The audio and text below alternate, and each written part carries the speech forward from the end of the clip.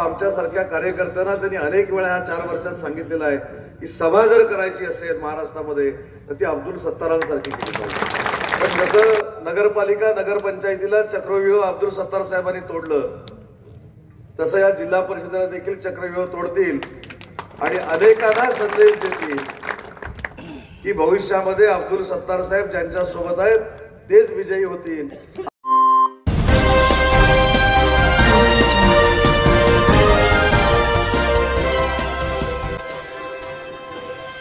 नागरिक स्वागत है आपका चढ़वाड़ महाराष्ट्राची न्यूज में। सिल्लोड में उद्योग मंत्री उदय सामंत का आह्वान, जात पात की राजनीति को नकारे, विकास के लिए शिवसेना को मजबूत करें। खबर तफसील से। सिल्लोड, महाराष्ट्र की संस्कृति जाति पात की राजनीति की नहीं है। जो लोग समाज में फूट डालकर राजनीति का लाभ उठाने की कोशिश कर रहे हैं उन्हें उनकी जगह दिखाने का वक्त आ गया है। विकास के लिए एकजुट होकर शिवसेना उम्मीदवारों के पीछे मजबूती से खड़े रहे और उन्हें भारी मतों से विजयी करे। ये आह्वान राज्य के उद्योग मंत्री उदय सामंत ने किया। जिला परिषद और पंचायत समिति चुनाव की पृष्ठभूमि में भराड़ी तालुका सिल्लोड में आयोजित शिवसेना उम्मीदवारों की प्रचार सभा को संबोधित करते हुए मंत्री सामंत बोल रहे थे। इस अवसर पर शिवसेना विधायक अर्जुन राव खोतकर और विधायक अब्दुल सत्तार प्रमुख रूप से उपस्थित थे। अपने संबोधन में मंत्री सामंत ने कहा कि विधायक अब्दुल सत्तार का विकास कार्यों में कोई मुकाबला नहीं कर सकता। जो लोग टोपी की राजनीति कर रहे हैं उन्हें सबक सिखाने का यह सही समय आया है, ऐसा भी उन्होंने कहा। उन्होंने आगे कहा कि राज्य के उप मुख्यमंत्री एकनाथराव शिंदे के नेतृत्व में राज्य में सर्वसमावेशक विकास कार्य किए गए हैं। मेरी लाडकी बहन योजना सूर्य चंद्र रहने तक कभी बंद नहीं होगी, इसका भी उन्होंने स्पष्ट उल्लेख किया। मंत्री सामंत ने अपने भाषण में स्वर्गीय अजित पवार को श्रद्धांजलि अर्पित की तथा कहा कि औरंगाबाद बाला साहेब ठाकरे का प्रिय जिला था। उन्होंने जिला परिषद और जिले की पंचायत समितियों पर शिवसेना का भगवा फहराने का आह्वान किया। सिल्लोड की मंजूर MIDC को लेकर भी मंत्री सामंत ने अपनी भूमिका स्पष्ट की। विधायक अब्दुल सत्तार की पहल और मांग के अनुसार गेवराई, सेमी और अंधारी क्षेत्र में सिल्लोड MIDC को स्थानांतरित करने का आश्वासन दिया है। इस अवसर पर पूर्व मंत्री विधायक अब्दुल सत्तार और पूर्व मंत्री विधायक अर्जुन राव खोतकर ने भी मार्गदर्शन करते हुए शिवसेना उम्मीदवारों को विजयी बनाने की अपील की है।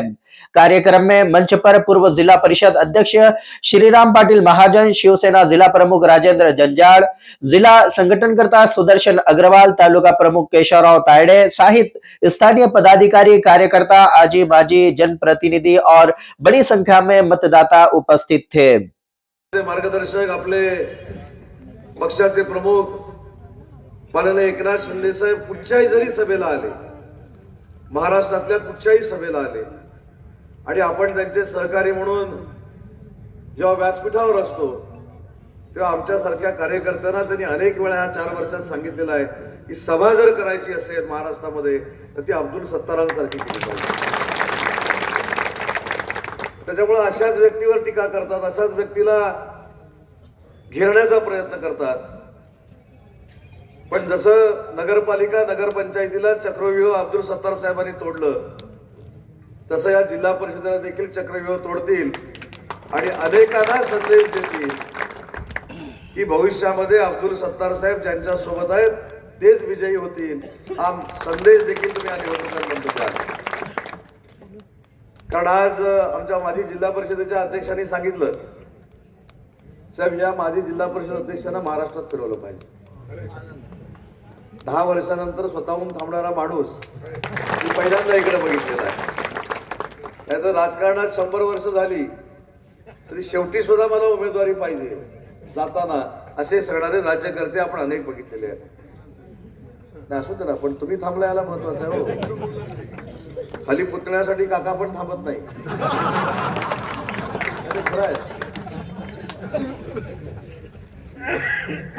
शेवटी पुतण्याला तुम्ही दिला हा तुमच्या मनाचा मोठेपणा आहे। तुमच्या कुटुंबातल्या व्यक्तीला तुम्ही उमेदवारी दिली हा तुमचा मोठेपणा आहे। पण या राजकारणामध्ये 2026 सालामध्ये एखादा माणूस स्वतः निवडून येणारा असतो, तो थांबतो, हा आदर्श शिवसेनेच्या सगळ्या पदाधिकाऱ्यांनी महाराष्ट्रामध्ये केला. सर्वांचे जवळचे आमचे मंत्री महोदय, तर सिमेंट बांध पासून तर रोड रस्ते, सिंचनापासून तर आरोग्यापासून तर रोजगारपर्यंत अनेक गोष्टी त्यांनी माहिती दिली. आपल्या सूतगिरणीचं काम आपण गेल्या वर्षी चालू केला. या 4 महिन्यामध्ये सूतगिरणी पुरी होईल. वॉटर ग्रीड झाला. भराडीला आणि या परिसरात या प्रत्येक गावाला शुद्ध पाणी खडकपूर्णाचा आता येणार आहे. ते कधी स्वप्नामध्ये बी कोणी विचार केला नव्हता. तुम्ही भराडीवाल्यांनी तरी मागणी केली होती का? कोणत्या सिल्लोड तालुक्याची 131 गावाची वॉटर ग्रीड जी आपण मंजूर केली, त्याचा फार मोठा फायदा आपल्या या शुद्ध पाण्यामुळे आपल्या शहराला, आपल्या तालुक्याचे खेडे पाडे वाडी वस्ती तांडा आणि ज्या ज्या पायाभूत मूलभूत सुविधा जिल्हा परिषदच्या माध्यमातून देता येईल त्या देण्यामध्ये कुठेही आपण कमी पडणार नाही.